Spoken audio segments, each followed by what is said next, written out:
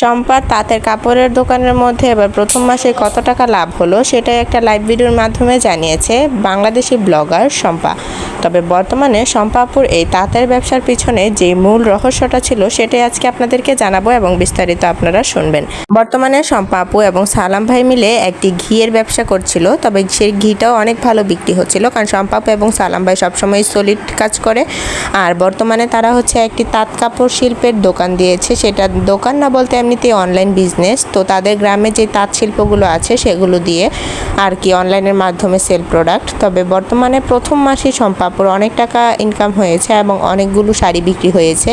তবে সর্বমোট কত টাকা ইনকাম হয়েছে প্রথম মাসে সেটাই জানিয়েছে শম্পা আপু একটা লাইভ ভিডিওর মাধ্যমে। তবে শম্পা আপু সেই টাকা দিয়ে গরিব মানুষদের যেই ডেক দিয়ে খিচুড়ি রান্না করে খাইয়েছে। শম্পা আপুর আর কিছুদিন পরই পুত্র সন্তান দুনিয়াতে আসতে চলেছে। আপনারা অনেকেই জানতে চেয়েছিলেন শম্পা আপুর ডেলিভারি ডেট কবে। শম্পা আপুর ডেলিভারি ডেট হচ্ছে আর মাত্র 15 দিন বাকি।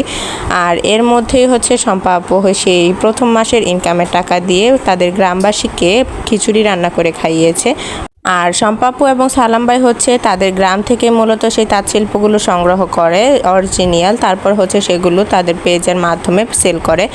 আর শম্পা আপুদের বাসায় আপনারা জিজ্ঞাসা করেছিলেন যে তারা কেন এসেছে। তারা হচ্ছে শম্পা আপুদের বাসায় এসেছে কিছু টাকার জন্য। সেটা হচ্ছে যে তাদের যে নতুন ফ্ল্যাটটা কিনেছে বর্তমানে, সেই ফ্ল্যাটটাতে কিছু কাজ বাকি আছে এখনও, তারা এখনও পুরোপুরি শিফট হতে পারেনি, যার কারণে হচ্ছে তাদের এখন আবার কিছু আর্থিক সহযোগিতার দরকার ছিল। সালাম ভাই কিন্তু তাদের ফ্ল্যাটটা যখন তারা কিনেছিল তখনই হচ্ছে তাদেরকে প্রায় 12-13 লাখ টাকার মতো ফ্ল্যাট কিনতে দিয়েছিল। তবে বর্তমানে হচ্ছে সালাম ভাইয়ের জন্য হচ্ছে আবার টাকা নেওয়ার জন্য এসেছে তারা এবং তালিম।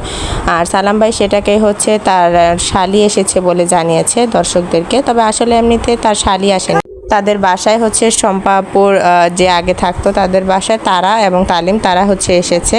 আর সালাম ভাইয়ের বাসার আগের যে কাজের মেয়েটা আছে বর্তমানে সেও এখন সালাম ভাইয়ের বাসায় আছে। তাদের বাসাও কিন্তু সালাম ভাইয়ের বাসা থেকে খুব বেশি একটা দূরে না, মূলত কিছু আর্থিক সহযোগিতার জন্যই সালাম ভাইয়ের বাসায় থাকে। আর সালাম ভাইও হচ্ছে তাদের ফুল ফ্যামিলির ভরণ পোষণ সব কিছুই সালাম ভাই এবং শম্পা আপু খরচ বহন করে থাকে।